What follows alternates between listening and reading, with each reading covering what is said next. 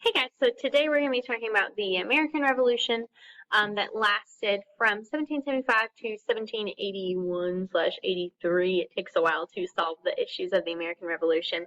So essentially where we left off last was we were talking about the First Continental Congress and the idea of the non-importation and boycott of British goods, and that led to the Battle of Lexington and Concord, and Paul Revere, and William Prescott, and Samuel Dawes, and that whole story.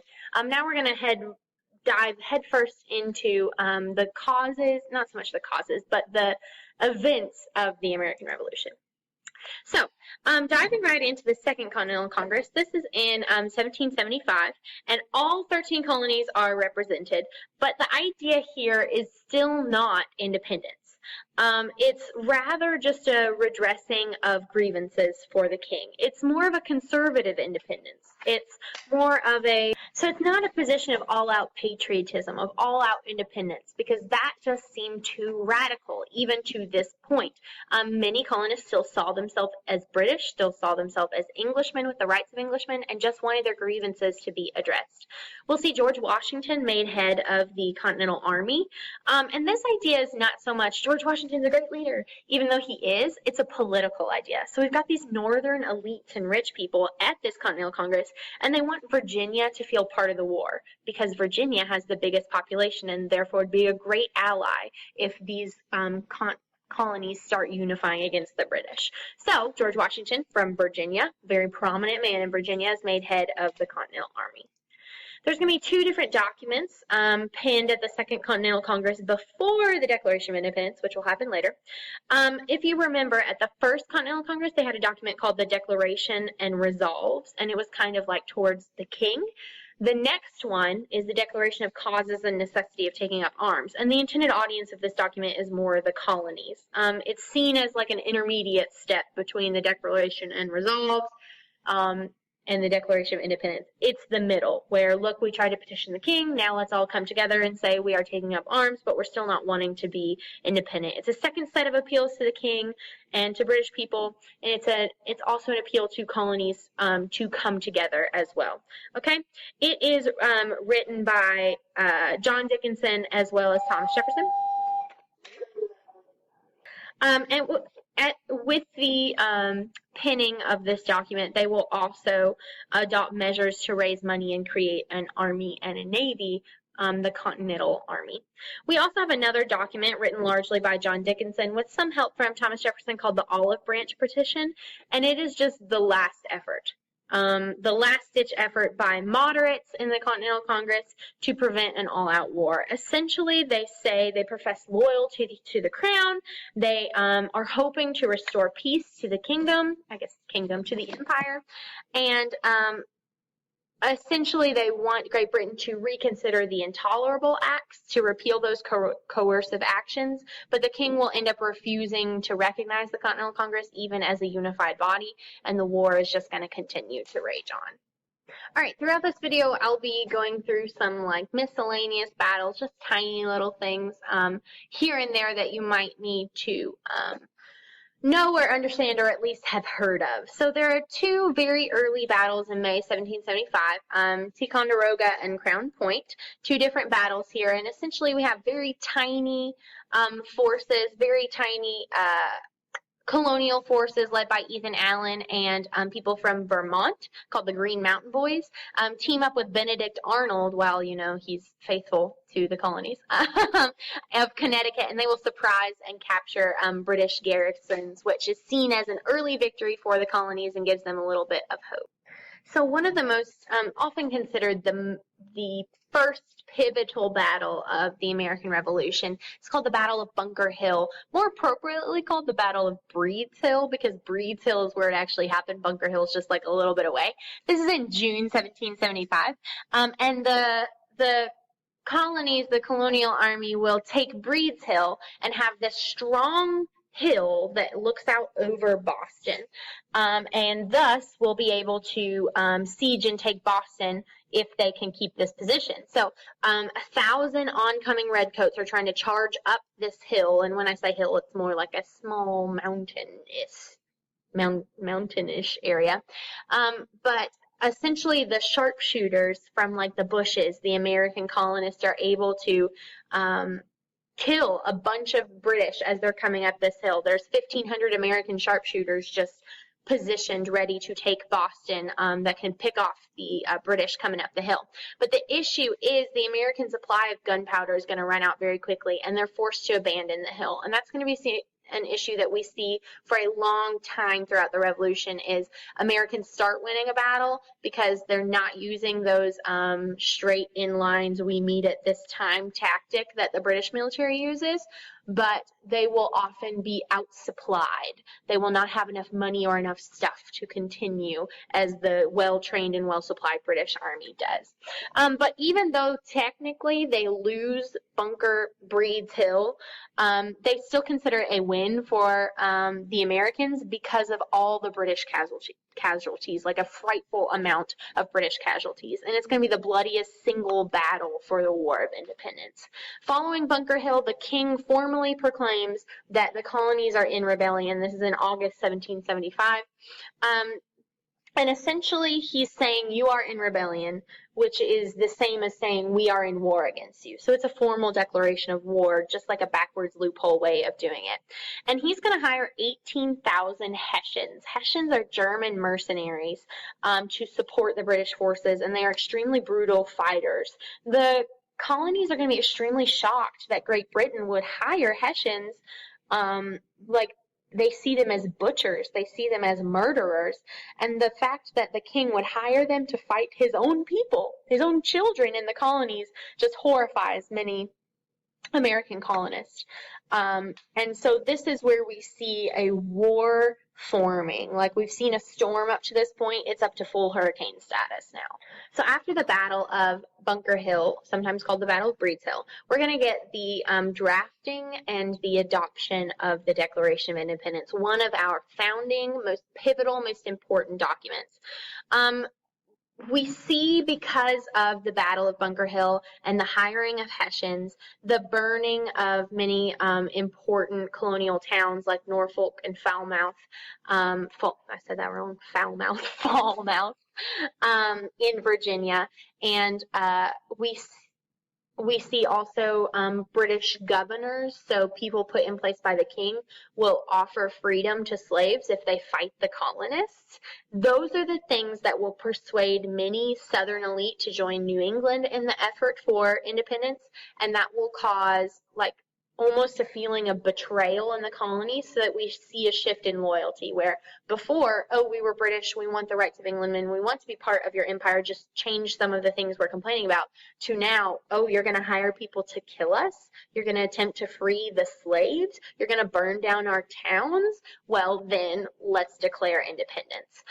And some of the shift in loyalty is due to Thomas Paine's Common Sense that we have looked at in class. A very poetic yet attainable and easy to read document, a pamphlet, their sort of magazine back in the day, that is propaganda. It becomes an instant bestseller in the colonies. It's very effective, and the main ideas are that colonial policy is inconsistent and independence is the only course of war. They keep changing. Salutary neglect, mercantilism, we're going to tax you. No, we're not, but we still have the right to tax you, Declaratory Act. One second. Thomas Paine is also going to argue that why should a tiny island rule a giant continent as well? And he calls the king the royal brute of Great Britain. He claims that only God can rule America, that it has no king. The government should be from the consent of the governed, and that America had a sacred mission, a moral obligation to be set up as independent republic and united in association without a corrupt monarch, essentially. And he says this in a very common language way so people can understand. And this is actually the turning point that will persuade the Continental Congress to go all the way for independence. They know that they, essentially, if they didn't declare independence, then no other country is going to help them, like France or Spain. And getting those allies would be very useful, and thus the Declaration of Independence will be written. So in June 1776 in Philadelphia, Richard Henry Lee will take these ideas and put them forward and say, we need independence. He's quoted as saying, these united colonies are and of right ought to be free and independent states. And this motion is going to be adopted. And yet we still need like a formal document written. And that's where Thomas Jefferson is going to step forward, start the Committee of Independence. So a committee within the Congress, they're going to be approved. And this document that has been written is now going to be adopted, essentially. So there are multiple parts of the Declaration of Independence here. Essentially 3 major parts, though. We have the preamble, and the preamble has those Enlightenment ideas, those John Locke ideas of life, liberty, the pursuit of happiness, life, liberty, and property, but Thomas Jefferson will take it and change it to be the pursuit of happiness. So he's going to state that the rights of colonists to break away, if natural rights are not given, it's okay for colonists to break away because their rights are not protected under Great Britain, and that all men are created equal. But we all know that he's leaving out who? He's leaving out slaves. And actually that's not going to be said in that document or in the Constitution. The second part, the longest part of the Declaration of Independence, is the 27 grievances of the colonies, seen by Congress to be the most important grievances. And some of the biggest ones are charging the king with imposing taxes without consent, charging the king with eliminating trial by jury, charging the king with abolishing valuable laws, saying that the king established a military dictatorship, saying that the king kept armies, standing armies in the colonies at peacetime, saying that the king was cutting off their trade, burning down their towns, hiring mercenaries, inciting natives to fight against the colonists, a whole list of grievances that we'll get a chance to look at in class. And finally, the very last part of the Declaration, the very last paragraph, is a formal Declaration of Independence, officially breaking all ties with Great Britain. Now it is called the United States. It officially begins, and thus foreign aid can be successfully solicited. Like I said, now foreign aid can legally say they're supporting just the United States, and that is going to be a turning point, especially for other countries that were considering supporting the United States. Now it is its own independent country and can elicit foreign aid. So looking at the two sides of people's opinions of the war.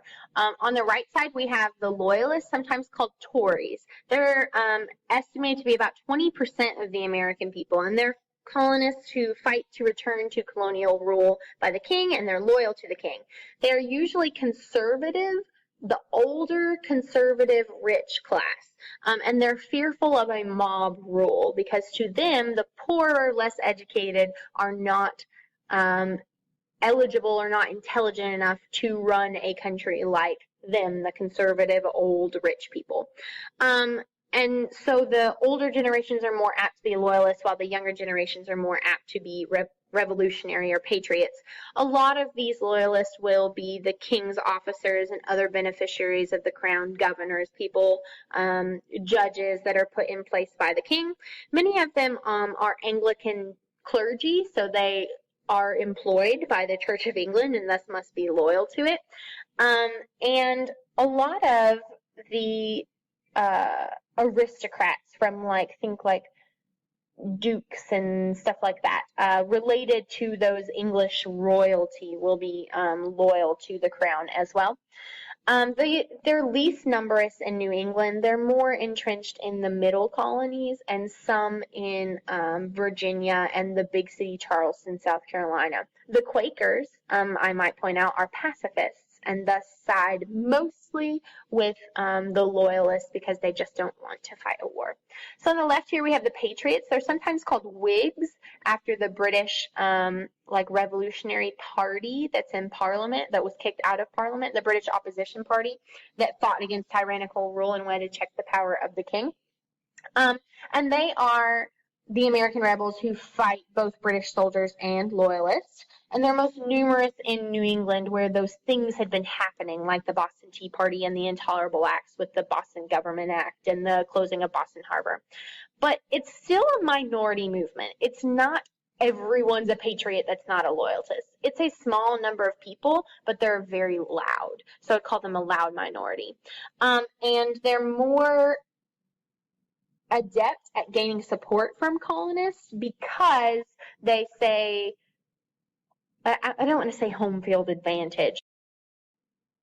All right, so loyalists are regarded by patriots as complete traitors to the cause, and about 80,000 of them will leave during the war and after the war, or they're driven out by angry colonists. So a lot of their estates will be confiscated and sold.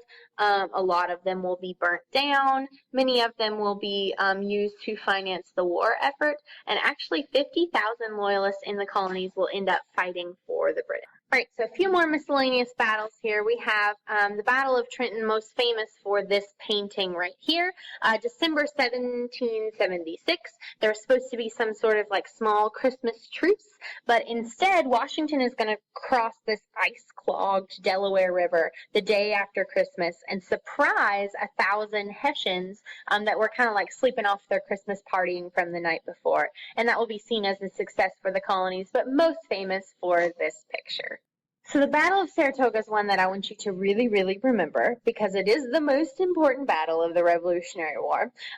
Essentially, it's because the British are trying to capture New York. They feel as if they can capture New York, they're cutting off New England from the rest of the colonies, and New England is where a lot of these revolutionary ideas come from. But essentially, Benedict Arnold, before he's dead, is going to slow down the British invasion into New York, and that will get the American troops ready for them before they actually show up at Saratoga in New York.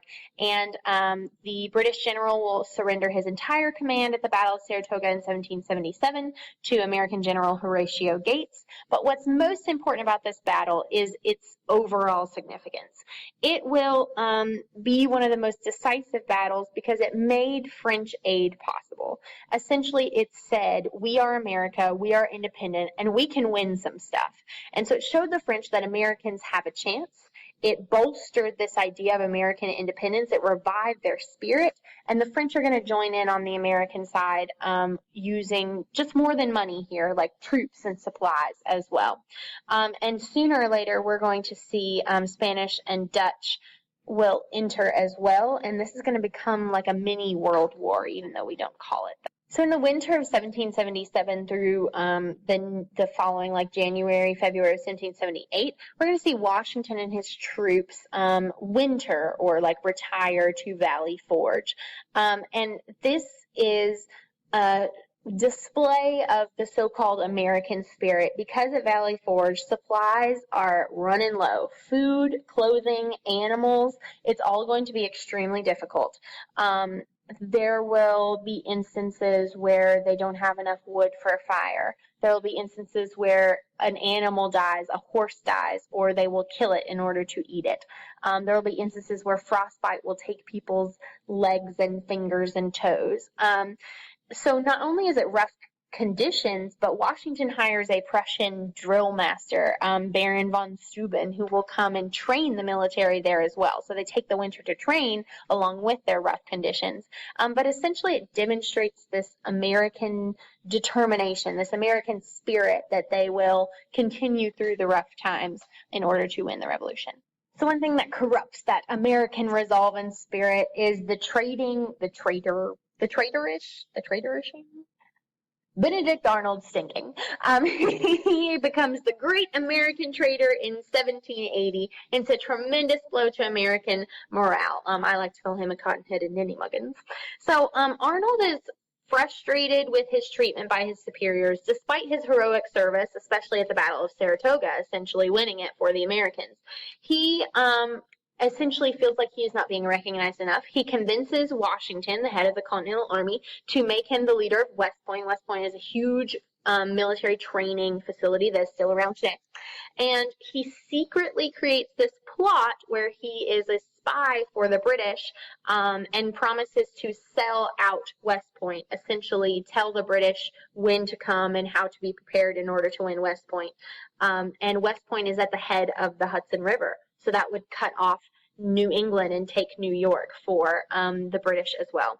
But the plot is kind of accidentally discovered by Washington, and Benedict Arnold is considered a traitor forever and will go down in American history as one of the worst people ever. So what's really strange about this American Revolution is that for quite some time, 1776 to 1781, the revolution is going on, and we are considered America, but we have no government. The Continental Army just answers to the Continental Congress, but they're not elected representatives. They're just delegates sent by state governors, by state governments.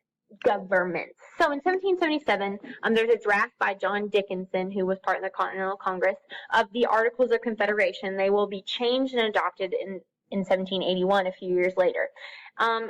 And essentially the goal of it is the Continental Congress needs a constitution in order to organize the nation, to organize an army, to maintain civil order, establish that we are a country and that other countries can recognize us internationally, and a line of credit. And so how can you be a sovereign nation if you don't have a government is the idea. So this constitution was kind of like hastily put together, and we're going to talk about why it totally stinks later. That's going to be in our next lecture. So the French stepping in on the side of the Americans is really truly what won the American Revolution for the colonists. The French are eager to get revenge on the British because of the French Indian War / 7 Years' War. They saw the Revolutionary War as an opportunity to stab England in the back, essentially.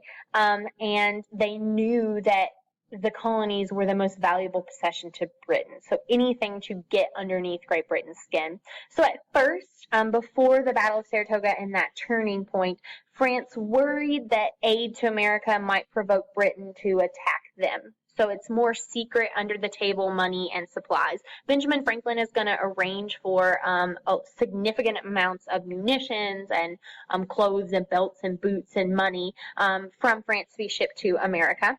And this is going to help forge a Franco-American alliance. The Marquis de Lafayette is going to be significant in helping Americans gain financial aid from France. But the real turning point is the Declaration of Independence and the Battle of Saratoga. So the Declaration of Independence shows that America means business, essentially, and that they are a sovereign nation, and that helping them isn't helping out Great Britain in any way, shape, or form. And the victory at Saratoga displayed that there was an excellent chance of them defeating the British. And so the French at this point are going to be all in. So the Franco-American alliance will be solidified in 1778, 2 years after the war starts, right after the Battle of Saratoga. And eventually it is a document and an agreement that America is independent and it is getting help from France. Essentially, the idea is both sides will say we are going to be in this war until the U.S. wins its freedom, or until we both agree to terms with Great Britain.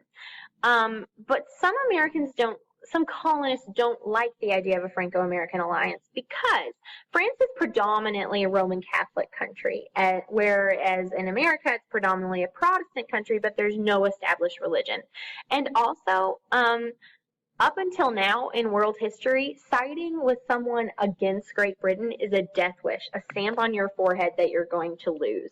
So the idea of going against Great Britain to begin with, and now joining in with other people against Great Britain, is quite dangerous for the colonies and for France. So even though this is an American revolution, it really brings in a lot of major world players. Spain and Holland are going to enter the war in 1779. Catherine the Great of Russia is going to issue this armed neutrality proclamation that basically says we're hostile towards England, but we're not going to fight them, but we kind of support colonial independence. War is going to be fought in Europe, in North America, in South America, in the Caribbean, in parts of Asia. And now, while we don't consider that the American Revolution, it is essentially a lot of different countries turning against Great Britain now that they see other people are. So speaking about the war in general, this is going to be a war that is waged on land and sea. So essentially this war is going to be a war on both land and sea, even though it's a war for the land and the colonies. The war is going to be expensive, more so for Great Britain, because they have to pay their soldiers, they have to send them across the sea, they have to supply them with food. They have to supply them with supplies and munitions and military goods, as well as find a place to house them, because the colonists that are in rebellion definitely not going to house them anymore like before the Revolutionary War. We're going to see very, very bloody Indian attacks as well. So the Great Britain will be very successful in turning natives against colonists by saying, oh, if we keep the colonies, then we will give you land. So the bloody attacks on the American frontiers will be extremely detrimental to the colonies. Kentucky is extremely, extremely bloody during the Revolutionary War because it's all frontiersmen fighting natives, not really military meeting military. As such, we get the prominent figure George Rogers Clark. Clark County, Kentucky is named after him, and Clark County High School is named after him.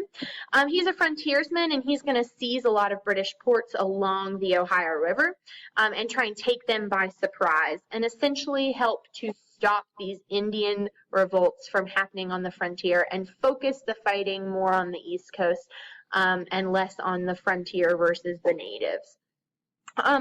The war by sea is going to be led a very small American Navy by John Paul Jones. He's one of the most famous American naval leaders of the time. He's actually born in Scotland, but joined the American Revolution.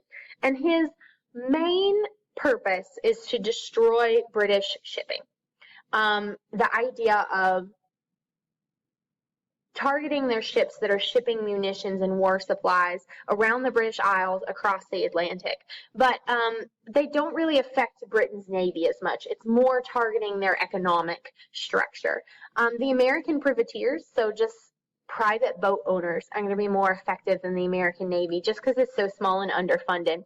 Essentially, these privately owned ships will be authorized by Congress to attack enemy ships whenever and wherever they want. 600 British ships that are being captured by just regular old American Joes with boats.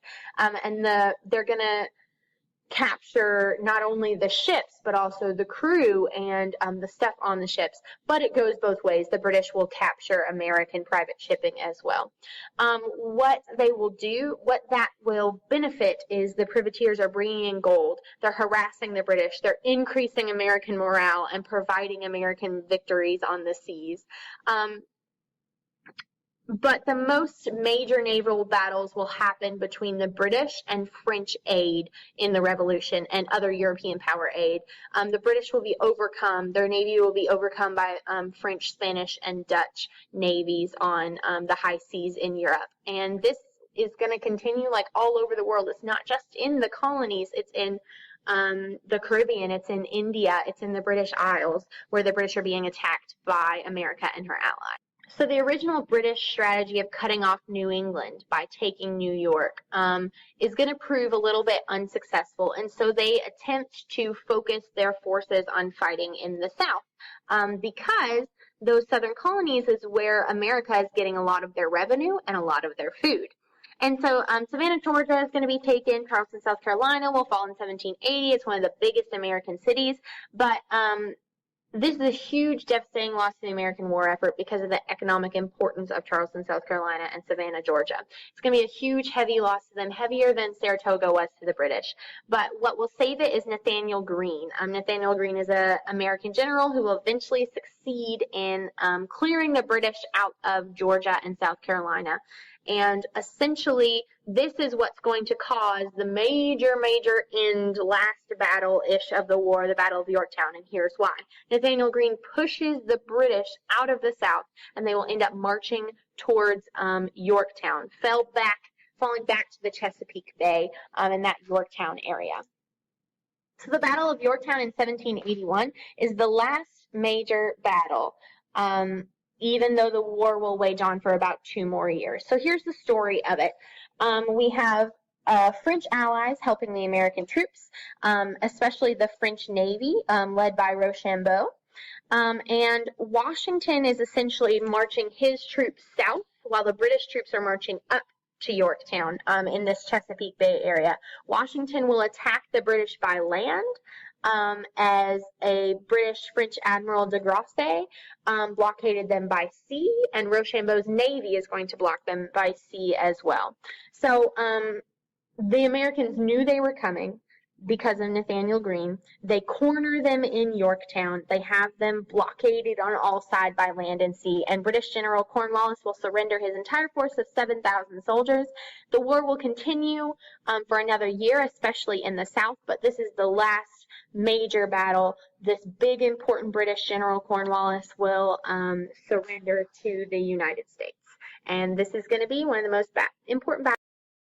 So the end of the Revolutionary War has begun. The Battle of Yorktown is going to be one of the last major battles, most important, and the straw that breaks the camel's back of the British Empire.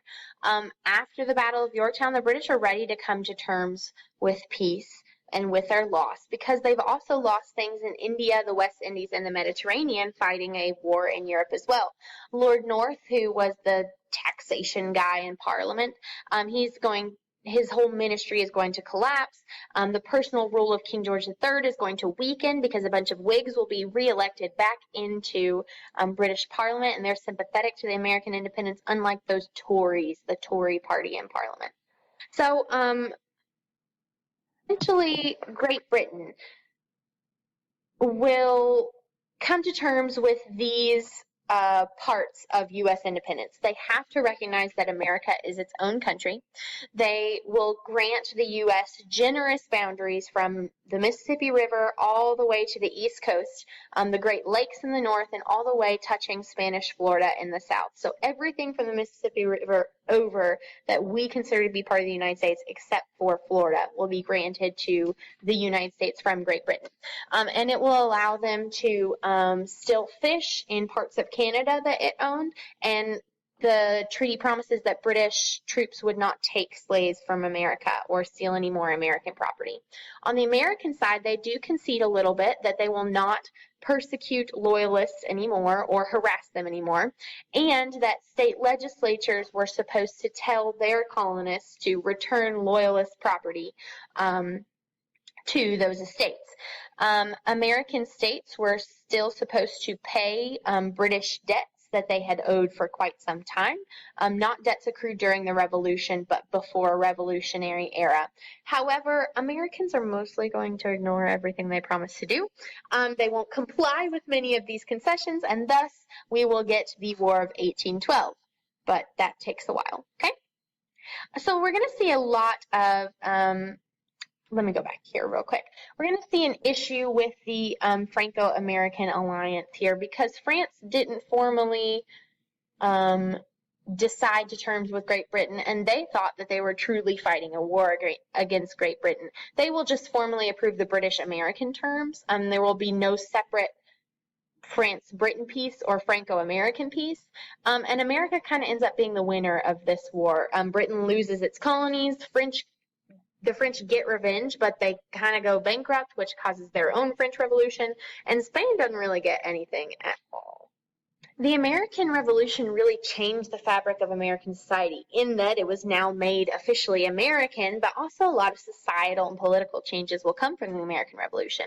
Overall, 250,000 Americans fought in the Revolution. 10% died, which is the largest percentage of Americans dying in history. 10% of American colonists died in the war. Granted, it's not that many when compared to other wars, but 10% of your population dying in a war, that's quite a bit. The British captured and occupied a lot of major cities, New York City, Boston, Philadelphia, and Charleston, and so those cities are going to have to rebuild because of this all-out war economy. State and national governments were created in order to fight the war.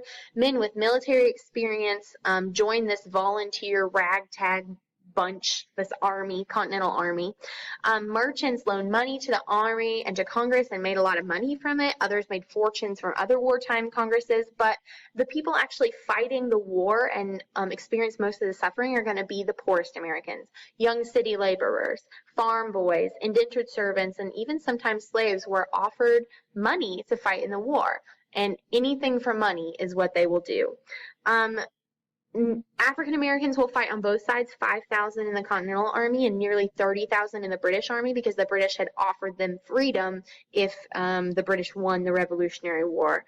Native Americans will also fight with the British, also fought with the British, since they hoped to keep those land-hungry Americans out of their territories. And so those bitter feelings between natives and revolutionaries will continue after the war. Women had a small part in the American Revolution, and by small, I mean huge. Women managed the farms and businesses and homes while their men were away serving in the Army. Many of them even traveled with the American military units as cooks and as nurses, and they became more politically active and expressed their thoughts more freely along with those revolutionary ideas. And of course, we get legends such as Molly McGuire, who is supposedly one who loaded cannons and brought water to soldiers, and then Betsy Ross, who actually created the first American flag. We also have women during the Revolution. They weren't buying British goods, and so women were the manufacturers of the American colonies. They were making the textiles, they were making the food, they were making the clothing and the belts and the shoes, and making the munitions at home for the American military and for the American people while they couldn't buy British goods. So some small changes to slavery will occur, essentially, not slavery, well, yes, to slavery, but let's start with loyalists. That conservative loyalist idea will mostly be silenced, no longer in America, and that's going to pave the way for more democratic ideas in state governments, because that conservative appeal of let's keep things the way that we want, that we had before, let's keep a monarchy, they're going to be mostly gone. There are going to be some changes to slavery, and by changes I mean it just becomes more of a hot button issue. Anti-slavery societies are going to start mostly in the North and a little bit in Virginia, and the Quakers are actually the starters of that. Remember, they're pacifists. They don't believe in slavery. Slavery is actually going to be eradicated north of the Ohio River by 1800. It's not even going to be allowed it will be eradicated in the northern colonies. And then when we have this Northwest Territory, which is Ohio, Indiana, Illinois, Michigan, and Wisconsin, it's going to be completely outlawed in 1787 in those areas. And the slave trade is supposed to be abolished soon, according to the Constitution, which we're going to talk about in our next lecture. And a lot of freed blacks, there's 250,000 freed blacks living in the North. And even though slavery is not really a thing in the North, it's going to be eradicated within a few years, they were still disliked and discriminated against, paid less, not offered certain jobs, harassed, intimidated. There was violence against blacks. So the North is not perfect. Racism is still an issue in the North, even without slavery, all the way up until, the civil rights movement of the 1960s, 200 years later. Several states, even in the North, forbade the entrance of blacks. Most of them were denied the right to vote. Some of them were barred from public schools. So the American Revolution, while it did help many people in the colonies be able to express themselves more, it definitely did not extend those rights to minorities. One thing that dies with the American Revolution is the idea of primogeniture and entail. Those are both inheritance laws that are customary in British culture that most people will abandon when they abandon the rights of Great Britain. So primogeniture is the idea that the eldest son inherits the father's estate and leaves almost nothing for the younger sons, which creates a very poor country when the youngest sons aren't able to get land or wealth in order to start their life. And entail is the idea that estates couldn't be sold off in pieces, and that they had to be sold if there was no inheritor of the estate to one person or one family. And that meant that less land was available for purchase to the public. Those two things will end, allowing pseudo more equality when it comes to establishing yourself in the colonies and the grabbing of land. The idea of separation in church and state is going to come from the American Revolution as well. Jefferson writes a pamphlet called Virginia Statute on Religious Freedom. He is from Virginia, and it's the idea that the governments that are to be established, once we get to the establishing of governments, should outlaw a religious tone to them. The Anglican Church, the Church of England, is going to be replaced by the Episcopalian Church.